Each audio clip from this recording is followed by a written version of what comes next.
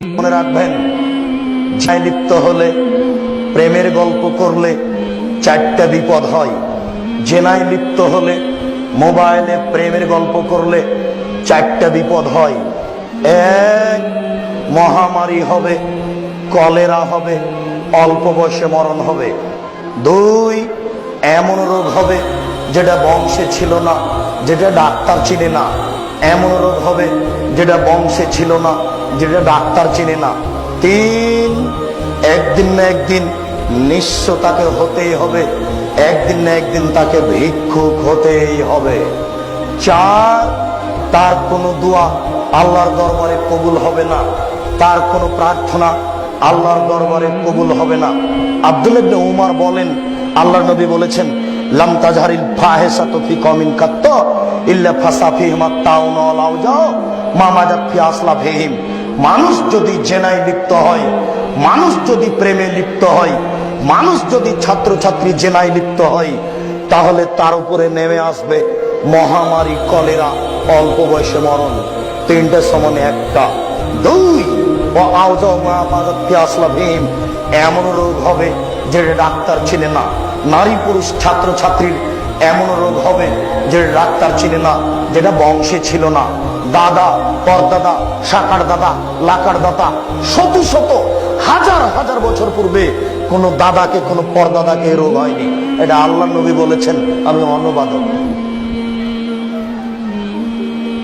তিন, এজা জাহারাল রিবা ওয়া জিনা ফি কওমিন, যখন কোন সম্প্রদায় জেনা প্রকাশ পাবে, সুদ প্রকাশ পাবে।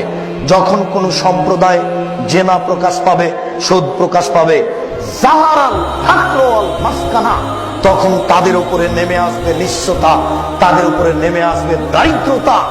তাকে, তার স্ত্রীকে, তার স্বামীকে, এই পরিবারকে একদিন না একদিন ভিক্ষুক হতেই হবে। খুব সাবধান।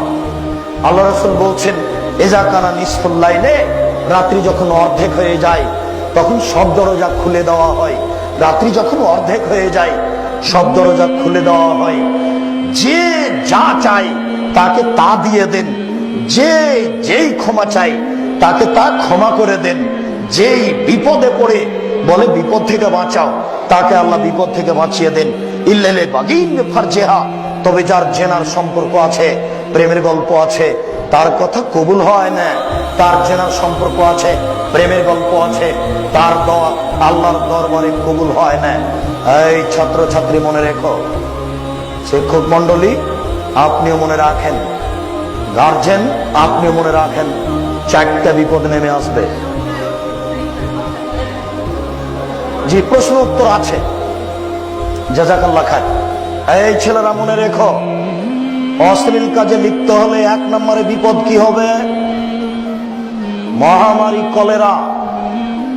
দুই নম্বরে বিপদ কি হবে? এমন রোগ হবে যেটা বংশে ছিল না। তিন নম্বরে কি হবে? নিঃস্বতা, দারিদ্রতা নেমে আসবে। চার নম্বরে কি হবে? দোয়া কবুল হবে না, যে কোনো প্রার্থনা আল্লাহর দরবারে কবুল হবে না। খুব সাবধান আপনারা। এই ছাত্রছাত্রী তোমরা সাবধান থাকো। আমি তোমাদেরকে বারবার বলছি, সতর্ক হও। সতর্ক হতে পারলে আল্লাহ তোমার উপরে খুশি হয়ে যাবেন। আল্লাহ তোমাকে যে কোনো বিপদ থেকে রক্ষা করবেন। আল্লাহ তোমাকে বিচারের মাঠে বিশেষ ছায়াতলে রাখবেন। কেন? তুমি ভুলে গেলে ওই যে তিনটি লোকের কথা।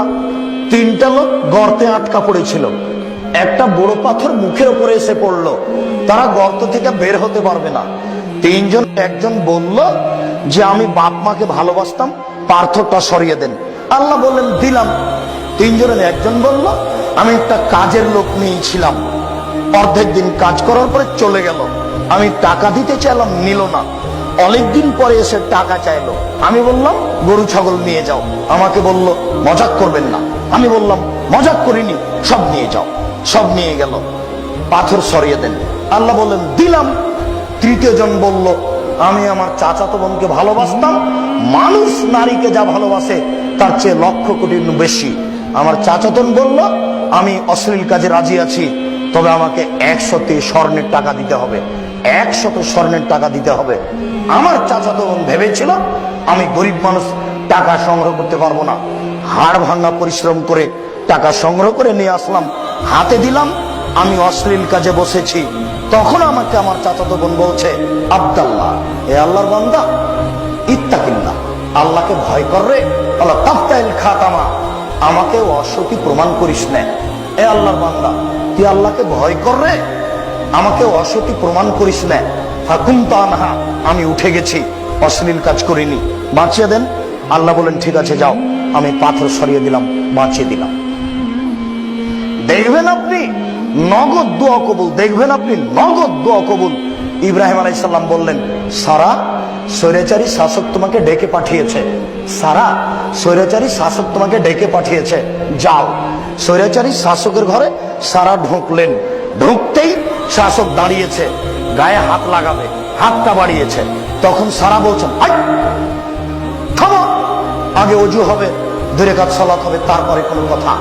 সারা অজু করলেন, 2 রাকাত সালাত আদায় করলেন, তারপরে বলছেন, আল্লাহুম্মা, হে আল্লাহ, ইন্নী আমানতু বিকা ওয়া রাসূলিকা, আমি সারা তোমাকে বিশ্বাস করি, তোমার নবী ইব্রাহিমকে বিশ্বাস করি। আমি বলি না ইব্রাহিম আমার স্বামী, আমি বলছি তুমি আল্লাহ, ইব্রাহিম নবী, তুমি আল্লাহ, ইব্রাহিম নবী, তুমি আল্লাহ, ইব্রাহিম নবী। আমি ইব্রাহিমকে স্বামী বলছি না, আমি বলছি ইব্রাহিম একজন নবী, এটা আমি মেনে নিয়েছি। আহসান্ত ফারজি ইল্লাল্লাহ জাওজি, আমার লজ্জা স্থানকে জিন্দেগিতে আমার স্বামী ছাড়া কাউকে কোনোদিন ব্যবহার করতে দিনি। এই 3টা কথা যদি ঠিক হয়ে থাকে, 1, তোমাকে বিশ্বাস করি, 2, তোমার নবী ইব্রাহিমকে বিশ্বাস করি, 3, আমি জিন্দেগিতে কোনোদিন অশ্লীল কাজে লিপ্ত হইনি। এই 3টা কথা যদি ঠিক হয়ে থাকে, তাহলে এই স্বৈরাচারী শাসক যেন আমার গায়ে হাত লাগাতে না পারে। নির্জনে বলছি তোমাকে, এই জন আমার গায়ে হাত লাগাতে না পারে, কথা যদি সত্য হয়। বলা শেষই হয়নি, স্বৈরাচারী শাসক অজ্ঞান হয়ে উল্টে পড়ে গেছে। বুখারী মুসলিম। যুবক শোনো, ছাত্র ছাত্রী শুনে রাখো, তোমারও কথা আল্লাহ কবুল করবেন। তুমি এইভাবে দৃঢ়তার সাথে আল্লাহকে বলো, তুমি এইভাবে দৃঢ়তা নিয়ে আল্লাহকে বলো। দেখেছো সারার দৃঢ়তা কত? কথা 3টে যদি সত্য হয়, এই জন্য আমার গায়ে হাত লাগাতে পারে না পারে। শোনেন, কথা 3টে যদি সত্য হয়, এই জন্য আমার গায়ে হাত লাগাতে না পারে। কথা শেষই হয়নি, অজ্ঞান হয়ে উল্টে পড়ে গেছে। দোয়া পড়বেন সালাম ফেরার পূর্বে, আল্লাহুম্মা ইন্নী আসআলুকা ইলমান নাফি' ওয়া রিজকান ওয়াসি' ওয়া আমালান মুতাকাব্বাল, গ্রহণীয় আমল। এই কথাটা বলতে গিয়ে এই পর্যন্ত বললাম।